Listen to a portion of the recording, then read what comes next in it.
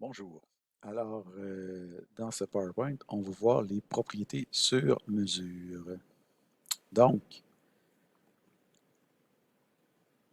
on va voir comment, en fait, jusqu'à maintenant, à chaque fois qu'on crée des propriétés, ces propriétés-là sont créées d'une certaine façon, par défaut, dans les records.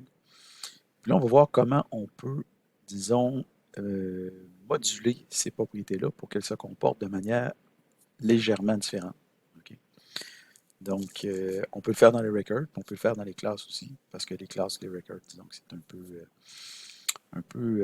ça se ressemble énormément. Donc, ça nous permet, par exemple, de rendre une propriété mutable au lieu qu'elle reste immutable. Ça nous permet d'initialiser certaines propriétés avec des valeurs sur mesure qui sont différentes des constantes qu'on mettait comme valeur par défaut dans le record. Ça nous permet, pardon, ça nous permet d'ajouter des propriétés additionnelles distinctes en sus des paramètres du record. Donc, on se rappelle que dans un programme, on a des expressions, des instructions, des déclarations. Dans les déclarations, on a des déclarations de données, de fonctions, de type. Dans les déclarations de données, on a les constantes, les variables, les champs, les propriétés. Dans les propriétés, on a des propriétés immutables et des propriétés modifiables. Donc là, on va voir comment créer des propriétés modifiables. Donc, supposons que dans un certain jeu, un héros possède un nom, une force et un certain nombre de points de vie. Donc, le nom et la force sont immutables, on présume. Donc, évidemment, on pourrait dire que la force peut changer. Par exemple, quand on monte de niveau, le héros pourrait venir de plus en plus fort. Mais là, on va supposer, pour simplifier, que la force reste immutable. Et par contre, les points de vie, évidemment, vont varier dans le temps. Donc, à chaque fois qu'on va se faire, disons, attaquer par une créature ou peu importe, un guerrier ou quoi que ce soit, on va perdre des points de vie. Donc, comment on pourrait faire ça? Donc, par exemple, ici, on se déclare un nouveau héros, Aragorn, qui a une force de 20, qui a 80 points de vie. Donc, on le donne. Ici, Aragorn, 20, 80.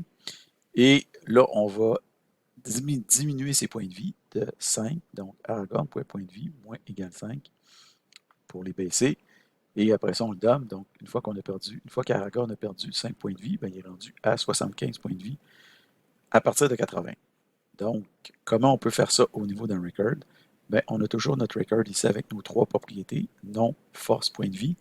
Puis ce qu'on va faire, c'est qu'on va moduler la propriété point de vie pour la rendre modifiable. Donc, comment on fait ça? On fait ça de la façon qu'on a ici. Donc, on la déclare comme propriété publique in point de vie, get set. Donc, le set, c'est ce qui permet de la rendre modifiable. On peut la setter, on peut la modifier. Et ces points de vue-là vont être égales au point de vie, en fait, la valeur ici qu'on a spécifiée dans notre constructeur. Donc, on va voir plus tard c'est quoi la notion de constructeur. Mais le 80 ici, ça fait partie du constructeur, de la construction de notre nouveau héros. Donc, on dit que notre propriété modifiable, c'est égal à la valeur qu'on reçoit ici dans notre constructeur. Donc, comme on le dit ici, là, la ligne 15 constitue en quelque sorte une redéclaration de notre propriété pour la rendre modifiable, sinon elle resterait non modifiable. Donc, les mots-clés public et set sont ici très importants. Donc, d'abord, public est important parce que si on oublie de le préciser, la propriété par défaut va être privée, donc elle va être invisible d'un point de vue externe. Donc, par exemple, ici, si on déclare la propriété seulement avec int point de vie au lieu de public int point de vie, la propriété devient privée. Et si on fait Aragorn point de vie moins égale 5, on essaie de modifier une propriété privée et on va avoir une erreur. Donc, héros point de vie est inaccessible dû à son niveau de protection. Donc, les propriétés privées sont utiles, okay, mais à condition d'ajouter des méthodes dans le record. En tout cas, on va voir ça plus tard. Okay? Donc, des fois, c'est intéressant d'avoir des propriétés privées, mais en général, on veut qu'elles soient publiques. Autre chose, set est important. Pourquoi set est important? Parce que c'est ce qui rend la propriété modifiable. Donc, si on ne spécifie pas set, donc on fait juste déclarer comme point de vie get, mais pas set. Donc, get, on peut aller chercher sa valeur, mais set, on ne peut pas la modifier. Donc, si ici, on essaye d'aller la modifier en faisant aragorn.pointv moins égal à 5, ça ne marchera pas. Donc, on va avoir une erreur. Donc, property or indexer cannot be assigned to its read-only. Donc, c'est read-only parce que c'est juste get, c'est pas get set.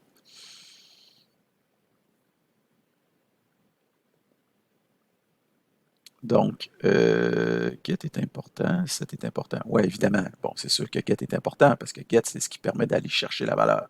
Donc, on pourrait, si on veut, déclarer une propriété comme étant juste set, donc uniquement modifiable, mais c'est juste modifiable et qu'on ne peut pas aller la chercher. Bon, à quoi bon? Donc ici, par exemple, on voit qu'on a plusieurs erreurs un peu partout. Donc, en fait, get, c'est excessivement rare qu'on n'a pas besoin de dire qu'une propriété est get. Donc, propriétés en général sont get. Donc, autre chose aussi qu'il faut savoir, c'est que get et set sont importants. Donc, si jamais vous déclarez ni get ni set, par exemple, vous faites public in.v égale .v, donc ni get ni set, en fait, vous êtes en train de non pas déclarer une propriété, mais vous êtes en train de déclarer un champ. Donc, et les champs, on considère que c'est pas très, en fait, on a vu précédemment les classes de données. Donc, c'est le seul contexte dans lequel les champs sont, disons, permis. Mais en général, les champs, on n'en veut pas. Donc, on préfère les propriétés nettement. Donc, quand on va du côté des propriétés, on reste du côté des propriétés. Donc, ici, c'est le principe d'encapsulation. Okay? D'après ce principe, aucun champ modifiable ne doit être public. Donc, ici, on aura un champ modifiable, danger.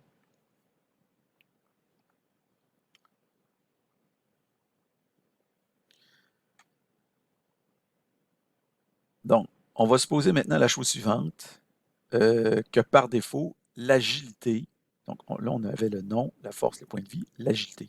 Donc, on va supposer que par défaut, l'agilité, c'est la même chose que la force.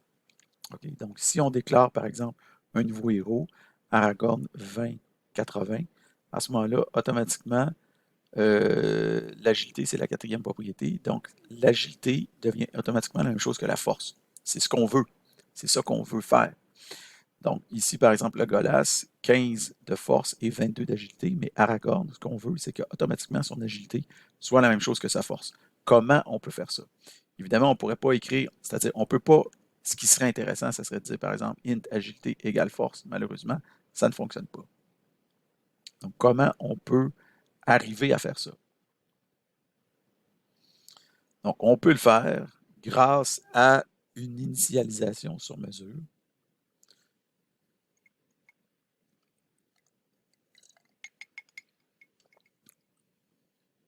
Donc, par exemple, ici, ce qu'on dit, c'est que l'agilité, c'est égal à default.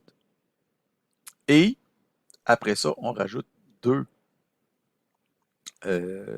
propriétés sur mesure dans notre record. Donc, la première, c'est celle qu'on a vue tantôt, donc pour les points de vie égale point de vie. Et la deuxième, c'est l'agilité, qui est get init. Cette fois-là, on va voir qu'est-ce que ça veut dire, get init. En fait, get init, c'est toutes ces propriétés-là, le nom, la force, c'est get init par défaut. Donc, c'est la formulation par défaut des propriétés des records, sont toutes des propriétés get init par défaut. Donc, on veut qu'elle reste get init. Donc, get init, ça veut dire qu'on peut aller la chercher, on peut l'initialiser. Init, ça veut dire initialiser, mais on ne peut pas la modifier une fois qu'elle a été initialisée. Okay? Donc, set, on peut la modifier après l'initialisation, mais init, on ne peut pas la modifier après l'initialisation. Donc, ici, ce qu'on dit, c'est que l'agilité est égale à quoi? L'agilité est égale à, si l'agilité est la valeur par défaut, alors l'agilité est égale à force. Sinon, l'agilité est égale à l'agilité. Donc, ça a l'air un peu bizarre de dire ça comme ça, mais il se rappelle ici que notre valeur par défaut, l'agilité est égale à la valeur par défaut d'un entier, donc 0. Donc, ce qu'on dit, c'est que si l'agilité est 0, donc si c'est égal à la valeur par défaut, on la remplace par la force, ce qui fait en sorte que ici, si on ne renseigne pas ce champ-là, automatiquement, ça va être la valeur par défaut, et à ce moment-là, si c'est la valeur par défaut, ça va être remplacé par la force ici. C'est ce qu'on veut. Sinon, si ce n'est pas vrai que l'agilité est la valeur par défaut, bien, on la conserve comme étant l'agilité. Okay? C'est ça que ça veut dire. Donc, ça, c'est un ternaire.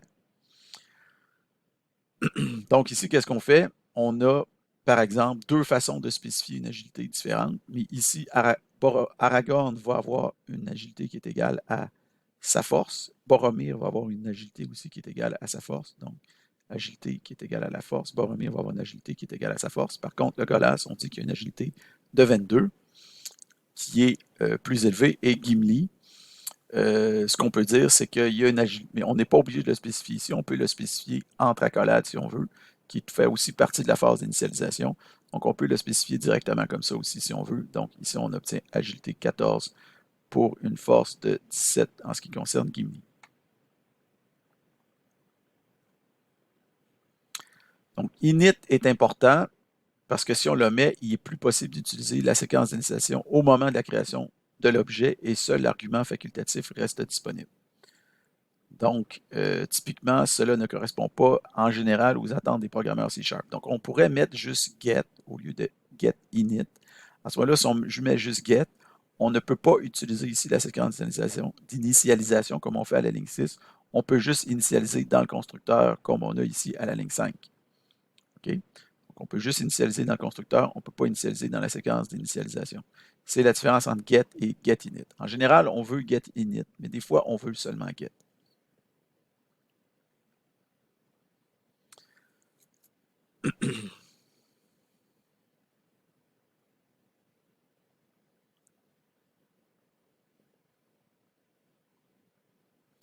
Donc, souvent, en fait, les programmeurs C# vont s'attendre de pouvoir initialiser dans la séquence d'initialisation. C'est ce que permet de faire WinForms. Mais disons, c'est un peu comme ça fonctionne WinForms. C'est comme ça que fonctionne WinForms. Mais on va voir ça plus loin. Donc,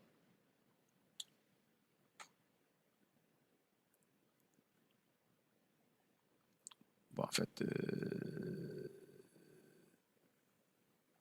donc ici, en fait, on a une propriété distincte, toujours getInit, qui est égale à la force.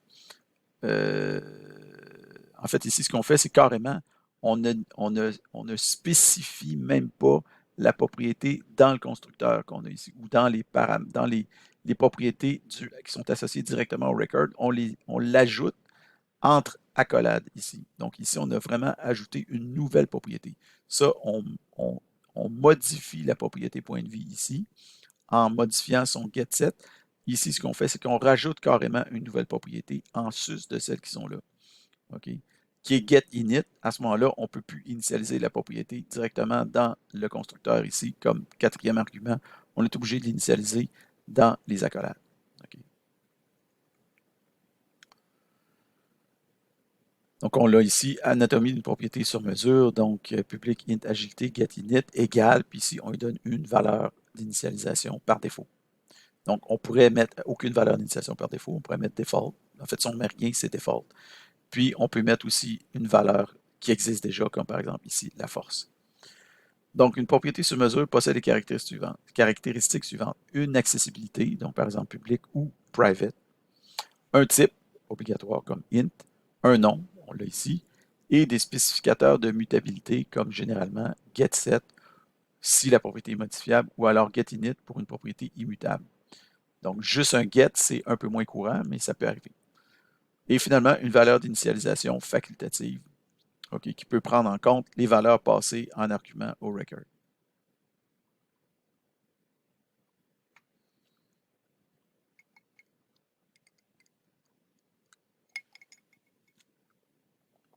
Donc, une personne possède un nom et un prénom, et ces propriétés sont considérées comme étant immutables.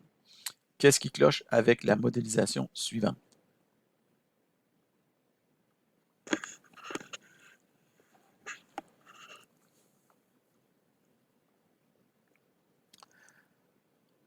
Alors, ce qui cloche, c'est que les propriétés sur mesure qu'on a déclarées ici ont les mêmes noms que les paramètres du record. Donc, ça implique qu'en général, ce qu'on veut faire, c'est les customiser. Okay?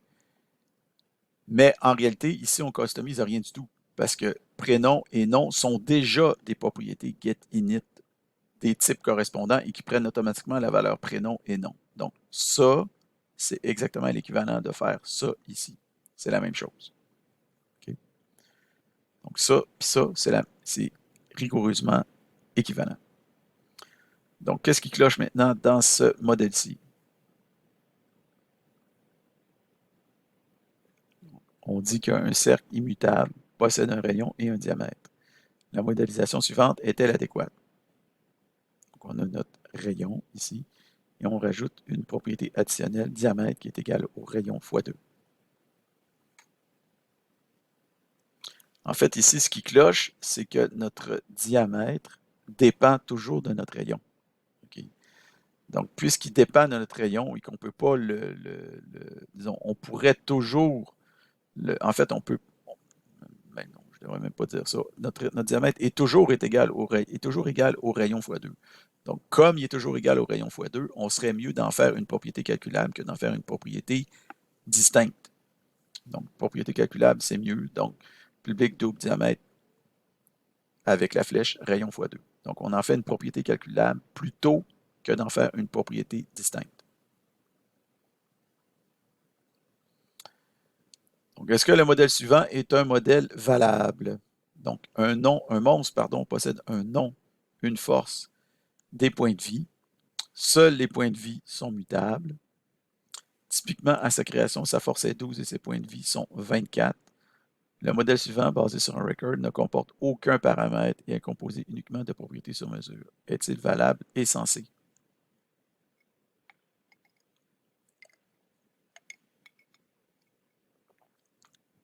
La réponse, c'est oui. Il est tout à fait valable. Donc, on n'est pas obligé même de déclarer quoi que ce soit ici au niveau du record. On peut tout mettre en propriété comme ça. Donc, oui, il est entièrement valable. Il s'agit d'un cas particulier où la construction d'un nouvel objet ne nécessite aucun argument. Donc, on peut faire, par exemple, un nouveau monstre comme ça, point d'homme. Donc, automatiquement, son nom, c'est monstre, sa force est 24, ses points de vie. Sa force est 12, ses points de vie sont 24. Donc, dans WinForms, il y a de nombreux objets qui fonctionnent exactement selon ce modèle-là. Donc, sur mesure, on peut faire un new monstre comme ça en disant que le nom, c'est orc. Sa force, c'est 14 et ses points de vie, c'est 32. Comme ceci. Donc, en résumé, les propriétés sur mesure permettent de modifier le comportement par défaut des propriétés associées au record, par exemple pour les rendre modifiables. Donc, on a vu ça dans l'exemple du héros, ou alors pour moduler leur initialisation. Au moment de déclarer une propriété sur mesure, il faut spécifier son accessibilité, généralement publique. On doit aussi spécifier sa mutabilité à l'aide des spécificateurs get, suivi en général de set pour la rendre modifiable, ou alors de init pour qu'elle reste initialisable dans une séquence d'initialisation. Le cas get uniquement est plus rare, et si la mutabilité n'est pas spécifiée, alors on se retrouve avec un simple champ. Donc, or, si ce champ est public, on enfreint le principe d'encapsulation. Donc, en général, on ne veut pas de champ public, on veut des champs privés. Sauf dans les classes de données qu'on a déjà vues dans un module séparé. On peut aussi ajouter des nouvelles propriétés distinctes en sus de celles qui sont déclarées dans les arguments du record. Donc, à la limite, même le record ne possède plus aucun paramètre, mais seulement des propriétés sur mesure. Un cas de figure similaire est assez courant dans WinForms, comme on va le voir dans le module pertinent. Alors voilà.